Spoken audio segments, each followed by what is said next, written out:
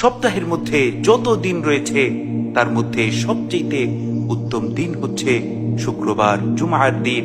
কেননা এই দিনে আল্লাহ রব্বুল আলামিন হযরত আদম আলাইহিস সালাতু ওয়াস সালামকে সৃষ্টি করেছিলেন। এই দিনেই হযরত আদম আলাইহিস সালাতু ওয়াস সালামের জান কবজ করা হয়। এই দিনেই হযরত ইসরাফিল আলাইহিস সালাতু ওয়াস সালাম সিংহায় ফুৎকার দিবেন। এই দিনে বিকট আওয়াজ হবে। তাই তো আল্লাহ রাসূল সাল্লাল্লাহু আলাইহি ওয়াসাল্লাম আমাদেরকে নির্দেশ দিয়েছেন যেন আমরা জুমার দিন শুক্রবারে বেশি বেশি দুরূদ পাঠ করি। কারণ যেই বান্দা শুক্রবার জুমার দিনে আল্লাহ রাসূল সাল্লাল্লাহু আলাইহি ওয়াসাল্লামের উপর দুরূদ পাঠ করবে, রহমতের ফেরেশতারা তার দুরূদ রাসূল আকরাম সাল্লাল্লাহু আলাইহি ওয়াসাল্লামের সামনে পেশ করবেন। সুবহানাল্লাহ সুবহানাল্লাহ ওয়া বিহামদিহি সুবহানাল্লাহিল আযীম। এই সম্পর্কে সুনানে আবু দাউদের 1047 নম্বর হাদিস।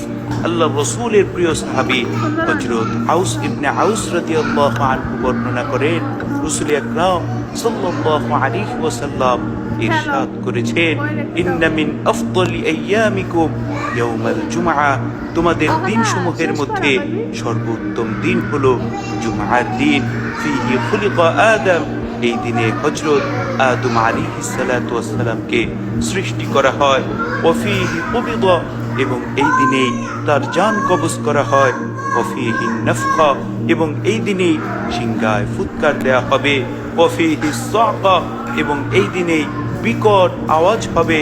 ফাকসিরু আলাইয়া মিনাস সালাতি ফিহি, সুতরাং তোমরা এই দিনে বেশি বেশি আমার উপর দুরূদ পাঠ করো। ফাইন্না সালাতাকুম মা'রুদাতুন আলাইয়া, কেননা এই দিনে তোমাদের দুরূদ আমার কাছে পেশ করা হয়। সুবহানাল্লাহ সুবহানাল্লাহি ওয়া বিহামদিহি সুবহানাল্লাহিল আযীম। আল্লাহ রাসূল সাল্লাল্লাহু আলাইহি ওয়াসাল্লামের মুখে এমন কথা শুনে সাহাবায়ে কেরাম রাদিয়াল্লাহু আনহুম জিজ্ঞাসা করলেন, ইয়া রাসূলুল্লাহ ওয়া কাইফা তু'রাদু সালাতুনা আলাইকা ওয়া ক্বাদ আরিমতা, ওগো আল্লাহর রাসূল, কিভাবে আমাদের দুরূদ আপনার সামনে পেশ করা হবে?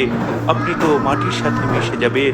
সাহাবীদের এমন প্রশ্নের জবাবে রাসূল আকরাম সাল্লাল্লাহু আলাইহি ওয়াসাল্লাম বলেন, ইন্নাল্লাহা আযযা ওয়া জাল্লা হাররামা আলাল আরদি আজসাদাল আম্বিয়া, মহান সর্বশক্তিমান আল্লাহ নবী রাসূলদের দেহকে মাটির জন্য হারাম করে দিয়েছেন।